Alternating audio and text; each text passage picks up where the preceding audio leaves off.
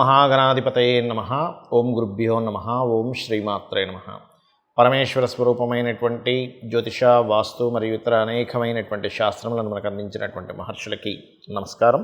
హయగ్రీవ హయగ్రీవ హయగ్రీవేతి యోవధేత్తస్య నిస్సరతే వాణి జనుకన్యా ప్రవాహవన్.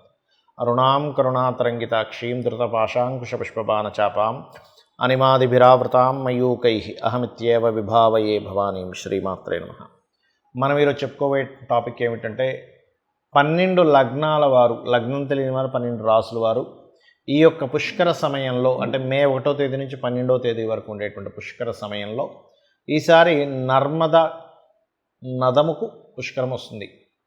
పడమర నుంచి తూర్పుకి ప్రయాణం చేసేటువంటి వాటిని నదులు అంటారు. తూర్పు నుంచి పడమర వైపు ప్రయాణం చేసే దాన్ని నదములు అంటారు.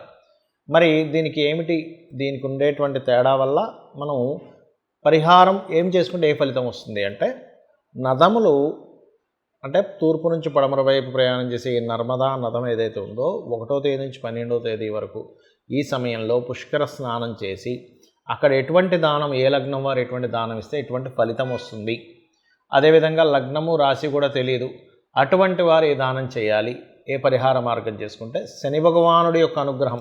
అందరం చూడండి, శని భగవానుడికి సంబంధించిన విషయంలోనే కొంచెం బాధపడుతూ ఉంటాం కదా, అయ్యో నాకు ఏలినాటి శని నడుస్తుంది, అర్ధాష్టమి శని నడుస్తుంది, శని దశ నడుస్తుందని. ఆ యొక్క ఇబ్బంది అనేటువంటి తగ్గుతుంది, అన్ని విధాలా మీకు బాగుంటుంది. మీరు పుష్కర స్నానంలో నదిలో దిగేటప్పుడు, నదము అని చెప్పాను కదా, దిగేటప్పుడు మీరు ఒక మంత్రము మొట్టమొదటిగా చదువుకోవాలి. అదేమిటి అంటే 3, అంటే అక్కడ ఏదైనా రాయి దొరికితే రాయి కానీ, లేకపోతే మట్టి దొరికితే 3 సార్లు అలా వేసి అందులోపల దీనికి ప్రత్యేకంగా ఒక మంత్రం చెప్పబడింది. ఏమిటది అంటే, పిప్పలాద సముత్పన్నే కృత్యే లోక భయంకరి మృతాకాంతే మయా దత్త ఆహారం ప్రతికల్పయ. సింహలగ్నము, సింహరాశి, సింహం వారి కనుక చూసుకున్నట్లయితే మీకు ఈ యొక్క పుష్కర స్నానము అనంతరము ఎటువంటి పదార్థములు దానంగా ఇవ్వడం ద్వారా మంచి ఫలితాలు వస్తాయి. మీరు బొబ్బర్లు ఉంటాయి, బొబ్బర్లను దానంగా ఇవ్వండి. అలాగే నువ్వులు, బొబ్బర్లు ముఖ్యంగా దానం చేయాలి. ఇంకా వీలైతే పెసలు కూడా దానంగా ఇస్తే మంచిది. ఈ 3 పదార్థాలు ముఖ్యంగా దానంగా ఇవ్వండి. మరీ ఎక్కువగా ఆటంకాలు ఉన్నాయండి అనుకునేటువంటి వారు, అంటే ఫైనాన్షియల్గా ఇబ్బంది పడుతున్నాము, అన్నీ స్ట్రక్ అయిపోయండి మాకు సింహలగ్నం మాది అని అనుకునేటువంటి వారు గులబలు కూడా దానంగా ఇవ్వచ్చు. అయితే ఇది కొన్ని సందర్భాల్లో ఆ దానం ఇవ్వడము, పుచ్చుకునే వాళ్ళు సరిగ్గా దొరకకపోవచ్చు, అందరికీ దొరకాలని రూల్ లేదు. అలాంటి సందర్భంలో మీకు ఏదైనా దేశీవాళి గోవు ఉంది మీకు గోశాల్లో, అక్కడ కుదరలేదు, ఇక్కడికి వచ్చి మనకి నదీ ప్రవాహం దగ్గరికి వెళ్ళాము స్నానం చేయడానికి, ఇక్కడ కుదరలేదు, మీరు ఇంటికి వచ్చిన తర్వాత ఇక్కడ గోశాలలో ఉండే గోవుకైనా కానీ గ్రాసము మరియు గోంగూర, బెల్లము, క్యారెట్స్ తినిపించండి. ఇవి కనుక చేసినట్లయితే, అదేవిధంగా తీపి చపాతీ అంటే తేనె పూసినటువంటి చపాతీని చక్కగా గోవుకు తినిపించండి. తద్వారా ఏమవుతుందంటే మీకు ధన సంబంధించిన ఇబ్బంది పోతుంది.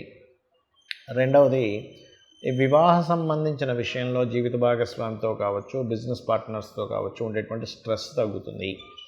అలాగే మరొక విషయం ఏంటంటే, ఇక్కడ వీటితో పాటు ఈ యొక్క కాంబినేషన్ ఏదైతే ఉందో వీటి వల్ల మీకు కలిగేటువంటి మంచి ఫలితాలు ఏమిటి అని చెప్పి చూసుకున్నట్లయితే, ఇక్కడ ఈ కాంబినేషన్ వల్ల సమాజంలో సామాజికంగా ఉండేటువంటి ఏవైతే మీకు అనవసరం గొడవలు జరుగుతున్నాయో అవి తగ్గుతాయి, ఫైనాన్షియల్ గ్రోత్ పెరుగుతుంది. ఈ నదీ ప్రవాహం దగ్గరికి వెళ్ళి ఈ పుష్కర స్నానం చేయడం వల్ల, మరియు దానాలు ఇవ్వడం వల్ల, మరియు ఉద్యోగ సంబంధించినటువంటి విషయాల్లో ఏవైతే ఇబ్బందులు ఉన్నాయో అవి కూడా తగ్గడం జరుగుతుంది.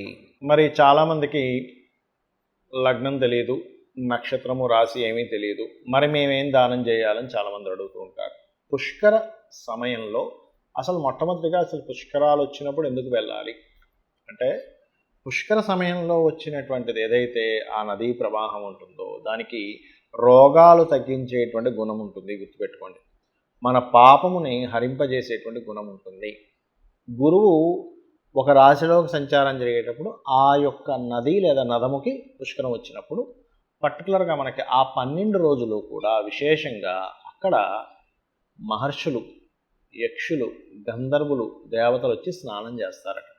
వాళ్ళు స్నానం చేసి మనం చూడండి, ఏదైనా మనం ఒక ప్రసాదం నైవేద్యంగా పెడతాం దేవతకి, ఆ ప్రసాదంలో ఈ యొక్క రుచి మారుతుంది కదా.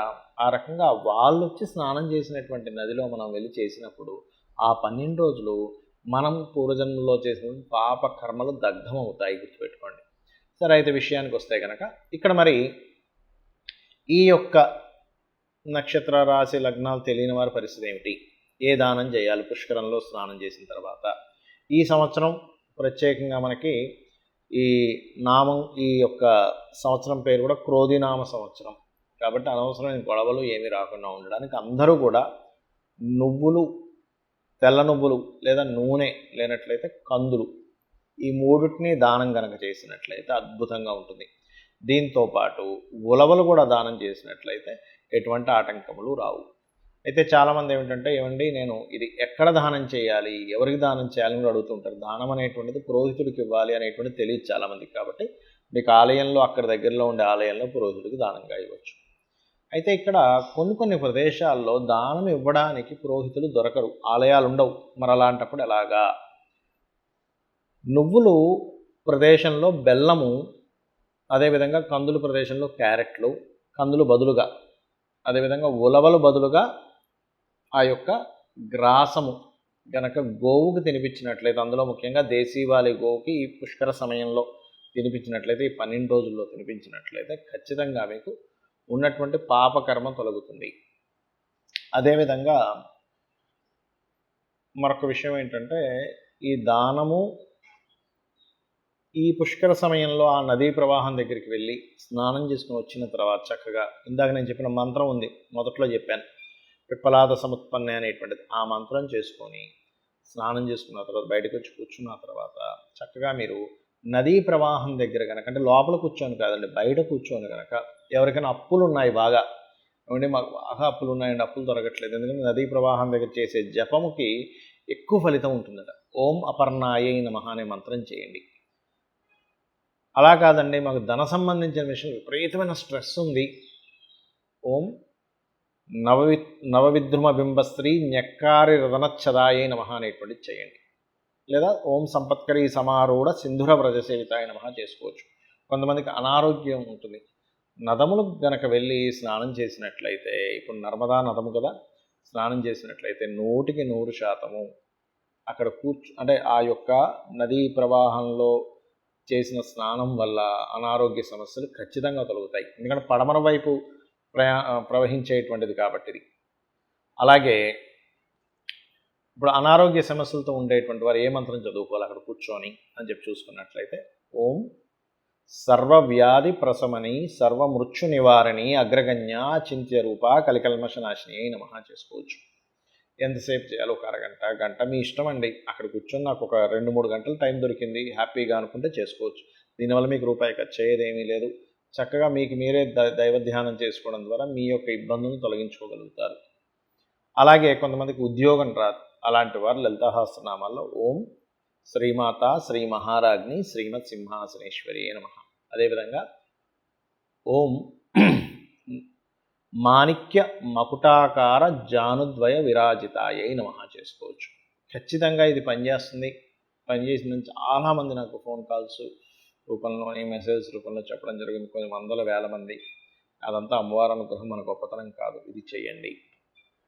ఏమైనా నదికి వెళ్ళలేకపోతున్నాము, నర్మదా నదం దగ్గరికి వెళ్ళలేము, మా దగ్గర అంత ధనము లేదు, మరి ఏం చేయాలి? ఎందుకంటే కొంతమందికి పాసిబిలిటీ ఉండదు, కానీ పాసిబిలిటీ ఉంటే వెళ్ళండి. వెళ్ళలేని స్థితిలో ఉన్నవారు ఒకటే గుర్తుపెట్టుకోండి, ఇంట్లో ఉండేటువంటి ఇంట్లో మనకి పైపు, మన బకెట్లోనో లేకపోతే షవర్లో నుంచో వాటర్ తీసుకొని నర్మదా నదముగా భావించి భక్తి శ్రద్ధలతో మీరు కనుక ఇలా పట్టుకొని స్నానం చేసినట్లయితే కూడా ఖచ్చితంగా ఫలితం వస్తుంది. అలా నదుల దగ్గరికి వెళ్ళొద్దని నేను చెప్పట్లేదు, ఖచ్చితంగా వెళ్ళాలి, ఖచ్చితంగా చేసుకోవాలి. కొంతమంది వెళ్ళలేని స్థితిలో ఉంటారు, ఇంట్లో వాళ్ళు పంపించరు, కొన్నిసార్లు ఇంట్లో వాళ్ళు గొడవ చేస్తారు, ఇప్పుడు నదం దగ్గరికి వెళ్ళాల్సిన అవసరం ఉంది. ఇటువంటి వారు ఇలా కూడా చేయవచ్చు, గుర్తుపెట్టుకోండి. అదేవిధంగా ఈ సమయంలో అభిషేకాలు చేసుకోవడం కానీ, పుష్కరాల సమయంలో హోమాలు చేయడం కానీ, దైవకార్య సంబంధించినవి చేస్తే అధిక ఫలం వస్తుంది అని చెప్పబడిన శాస్త్రంలో. కాబట్టి ఇవి చేసుకొని మీరు మీ యొక్క జీవితాన్ని తరింపజేసుకుంటారని కోరుకుంటూ శ్రీమాత్రే నమః.